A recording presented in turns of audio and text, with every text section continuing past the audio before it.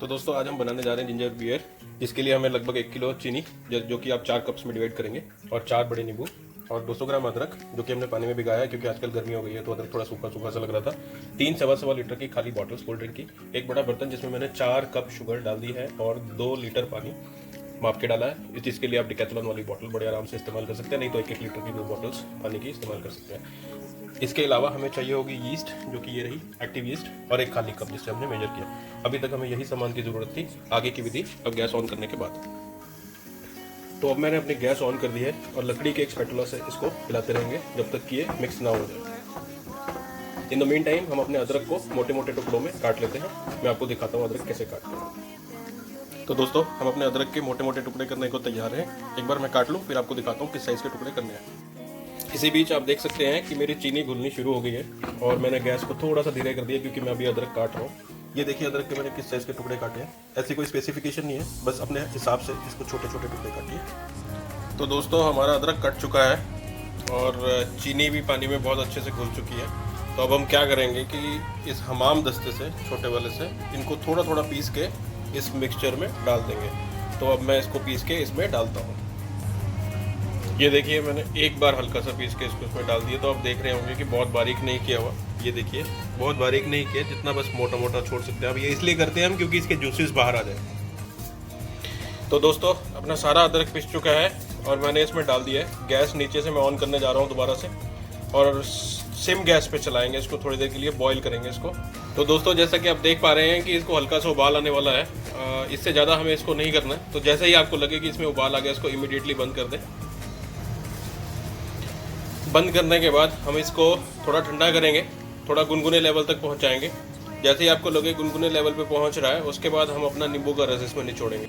तो दोस्तों जैसा कि आप देख सकते हो इसमें उबाल आ गया था और मैंने इसको बंद कर दिया। अब मैंने इसको ढक्कन लगा के थोड़ी देर के लिए छोड़ूंगा, जिससे कि ये सिमर होता रहे और अदरक के जूसेस जो हैं वो अच्छे से पानी में एक्सट्रैक्ट हो जाएँ। इतने में हम नींबू का रस निकालेंगे, जिसमें हमें एक नींबू की जेस्ट भी चाहिए होगी। मैं आपको दिखाता हूँ कैसे करना है। तो फ्रेंड्स अपना मिक्सचर अब ठंडा हो गया रूम टेम्परेचर पे, और मैंने एक लेमन का जेस्ट निकाला है। जेस्ट निकालने के लिए आपको कुछ नहीं करना, एक नींबू को सिंपल कद्दूकस के ऊपर घिसना है और ये इस किस्म का फ्लेक्स निकलाएंगे। और मैंने 2 नींबू यहाँ रख लिए हैं। मैं थोड़ा कम खट्टा पसंद करता हूँ, लेकिन आइडियली इस रेसिपी में 4 नींबू पड़ेंगे। बाद में आप नींबू को कम ज़्यादा एडजस्ट भी कर सकते हो। उसके बाद हम इसमें यीस्ट मिक्स करके इसकी बॉटलिंग करेंगे। मैंने बॉटल्स को धो के रख लिया और चलते हैं अगले कदम की ओर।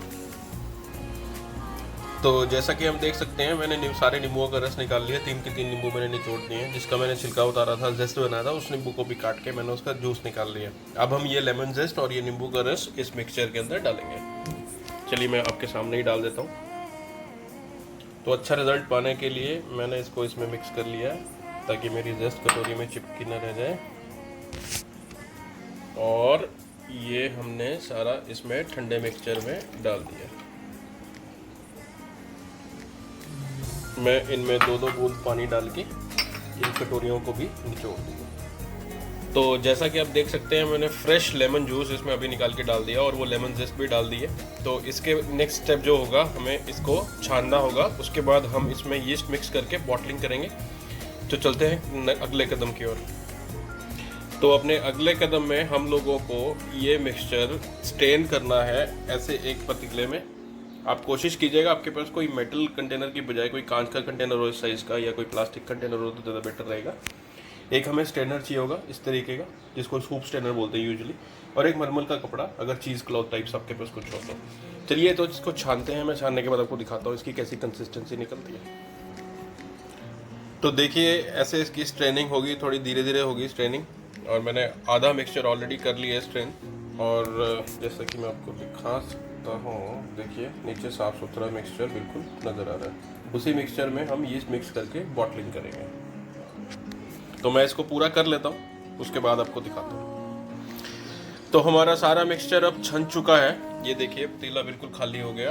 और ये देखिए अदरक जो हमारा वेस्ट अदरक निकला है, इसको आप फेंक ही दें तो बेटर है, इसका कोई काम नहीं आ पाएगा। पुडिंग्स वगैरह में लोग डाल लेते हैं, लेकिन हम लोग पुडिंग्स वगैरह इतना बनाते नहीं, तो आप इसको फेंक सकते हैं।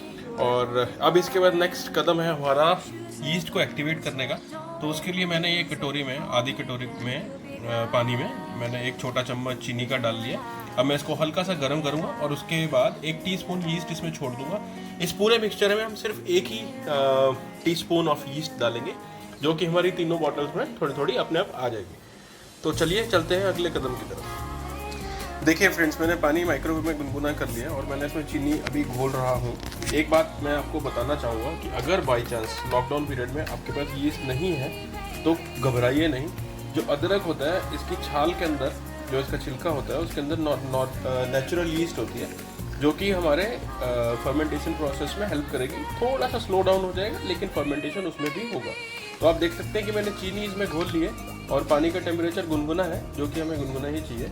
अब मैं इसमें अंदाजन 1 चम्मच, छोटा चम्मच यीस्ट डालूंगा, विच इज़ टीस्पून। तो ये देखिए, ये हमने डाल दिया 1 टीस्पून। थोड़ा सा और डालते हैं। अब हम इसको 10 से 15 मिनट के लिए ढक्कन लगा के रख देंगे रेस्ट करने के लिए। ये एक्टिवेट हो जाएगी। मैं आपको दिखाऊंगा जब ये एक्टिवेट हो जाएगी, इसमें झाग उठने लगेगा और वही झाग उठने वाली टेक्निक हमारी फर्मेंटेशन को इनिशिएट करेगी।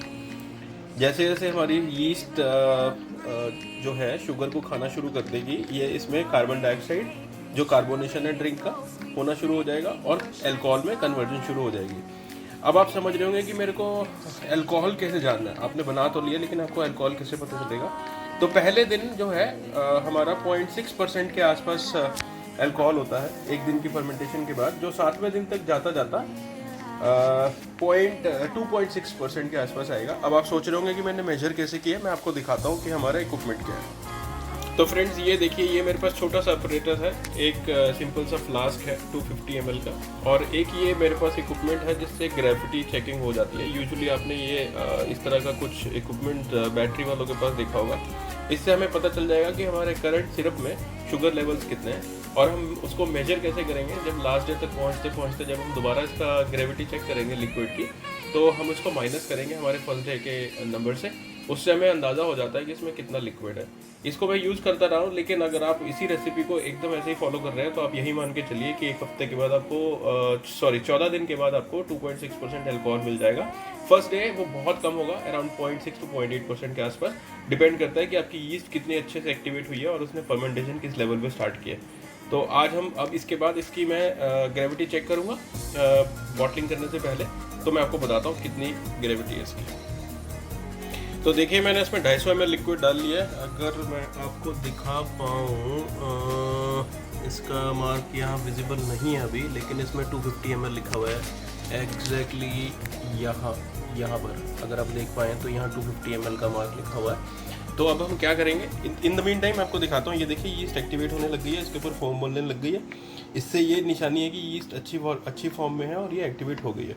तो अब हम क्या करेंगे, अपना जो स्पेसिफिक ग्रेविटी चेक करने का इक्विपमेंट है, इसको इसमें डाल देंगे। ये देखिए, अभी इसने हमें रीडिंग दिखाई है 20 की रीडिंग दिखाई है। तो नेक्स्ट टाइम जब ये हम चेंज करेंगे तो रीडिंग चेंज हो जाएगी, जिसका सब्ट्रैक्शन करके हमें पता चल जाएगा कि इसमें कितना अल्कोहल है। तो अभी के लिए हम क्या करेंगे, ये लिक्विड में वापस पतीले में डाल के यीस्ट को मिक्स करके इसकी बॉटलिंग करता हूँ। अभी आपको दिखाता हूँ बॉटलिंग करके। और हाँ, एक चीज़ और, बॉटलिंग करने के लिए आपको एक छोटी सी फनल की ज़रूरत होगी। अगर है तो ठीक है, नहीं है तो भी आप अपनी पोरिंग की कला दिखाइए बॉटल में आराम से, बिना बिखेरे, और उसको डालिए। तो चलते हैं अगले कदम की तरफ। तो दोस्तों, जैसा कि आप देख पा रहे हैं कि मेरी यीस्ट में बहुत अच्छे से झाग बनने लग गया है, और ये देखिए बहुत अच्छे से झाग बनने लग गया है। दैट मीन्स कि एक्टिवेट हो गई है। इसको मैं अपने पतीले वाले मिक्सचर में डाल देता हूँ, आपके सामने डालता हूँ। ठीक है, अब ये कटोरी को रख देते हैं साइड में, और एक बार लकड़ी वाला स्पैटुला, याद है आपको लकड़ी वाला स्पैटुला लेके ही इसको हम मिक्स करेंगे। मैं आपको ऑल्सो ये भी सजेस्ट करूंगा कि रात को जब आपने मिक्सचर को उबाल के गर्म किया था, उसको ठंडा होने के लिए हमें छोड़ना था, तो उसको आप जैसे रात में उबाल कर उसको सुबह तक ऐसे के ऐसे छोड़ सकते हैं। उससे क्या होगा कि अदरक का सारा स्वाद पानी में निकल आएगा और वो जो लिक्विड बनेगा वो बहुत अच्छा बन जाएगा। तो अब हमने अपनी यीस्ट इसमें डाल दी है। अब मैं अपनी फनल निकालता हूँ और बॉटलिंग करके दिखाता हूँ। तो दोस्तों देखिए, मैंने ये अपना मिक्सचर इन 3 बोतलों में भर दिया, लेकिन आप कहेंगे कि बोतलें पूरी तो भरी नहीं है। तो बाकी का क्या करना होता है, हमें पूरी बोतल नहीं भरनी है, ऊपर से तकरीबन इसमें इतना जगह छोड़ के बाकी सारा हम पीने का पानी भरेंगे तीनों बॉटल्स में एक जैसा। तो चलिए पानी बढ़ते हैं अगले कदम पे। तो देखिए दोस्तों, मैंने इसमें पीने का पानी डाल दिया, लेकिन आप कहेंगे अभी भी बोतल खाली छोड़ी हुई है। हमें बोतल इतनी खाली ही छोड़नी है क्योंकि फर्मेंटेशन के बाद कार्बन डाइऑक्साइड गैस बनेगी, जिसको हमें दिन में 2 बार निकालना है, पहले 7 दिन तक, उसके बाद अगले 7 दिन तक हम दिन में 1 बार निकालेंगे और उसके बाद इनको बंद करके रख दिया जाएगा। आप देखेंगे कि इनमें धीरे धीरे प्रेशर बनना शुरू हो गया। इसको अल्टीमेटली हम 28 दिन तक ऐसे ही फर्मेंट करेंगे। तो पहले 7 दिन में 2 बार हिलानी है, अगले 7 दिन में 1 ही बार इसको हिलाना है। उसके बाद 14 दिन के लिए इनको रेस्ट करने के लिए छोड़ देना है। बीच में अगर आपको लगे कि बोतलों में बहुत ज़्यादा प्रेशर हो गया तो आप प्रेशर रिलीज कर सकते हैं। तो चलिए इनको ढक्कन लगा के अब एक अंधेरी जगह रख देते हैं। आपकी किचन में इस तरह की कोई मॉड्यूलर किचन हो आपकी, तो आप उसकी अलमीरा में अंधेरी जगह में इसको ऐसी जगह रखिएगा जहाँ पे ना तो ज़्यादा ठंडा हो ना ज़्यादा गर्म। अब क्योंकि गर्मियों का सीज़न आ रहा है और एकदम एक्यूरेट टेम्परेचर है, तो आप इसको अपनी रसोई में ऐसे ही किसी भी कोने में अलमीरा के अंदर अंधेरे में रख सकते हैं। तो चलिए मैं इसको ढक्कन लगाता हूँ और इनको अंधेरे में टिकाता हूँ कहीं। एक इम्पॉर्टेंट टिप, देखिए मैंने ढक्कन लगाया, लेकिन ढक्कन लगाने से पहले मैंने बोतल को थोड़ा सा पिचका लिया था। इस पिचकाने से क्या होगा कि अब इसमें जो कार्बन डाइऑक्साइड बिल्टअप होगी उसके लिए ज़्यादा जगह हो गई है, तो जैसे हमें ज़्यादा घबराने की ज़रूरत नहीं पड़ेगी। तो क्योंकि कार्बन डाइऑक्साइड बनना इसमें आज से ही स्टार्ट हो जाएगा, तो मैं आपको अगले कदमों में दिखाऊंगा कि रोज़ इसमें कितनी कार्बन डाइऑक्साइड बनी और मैंने कैसे रिलीज़ करी। तो इनको ऐसे हल्का सा पिचका दीजिए रखने से पहले, और रोज़ यही कीजिए। जब भी ढक्कन ढीला करके गैस निकाले बाहर, इसको हल्का सा पिचका के रखिए, तो उससे क्या होगा कि ज़्यादा गैस बन पाएगी। तो दोस्तों देखिए, मैंने अपने एक नीचे अलमारी में इनको जगह बना के यहाँ रख दिया है, जहाँ से निकालना और रखना भी आसान रहेगा।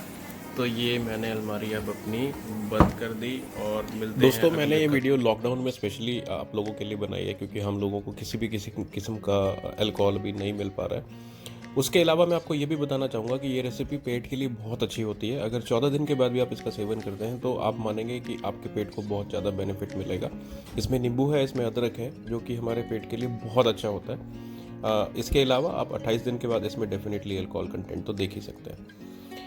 अगर आप लोगों को मेरी रेसिपी अच्छी लगी हो तो मैं आपसे रिक्वेस्ट करूंगा कि आप मेरा वीडियो लाइक करें, मेरे चैनल को सब्सक्राइब करें और इस वीडियो को ज़्यादा से ज़्यादा अपने दोस्तों और अपनों के साथ शेयर करें। दोस्तों इसी के साथ साइनिंग ऑफ, मनीष गोयल।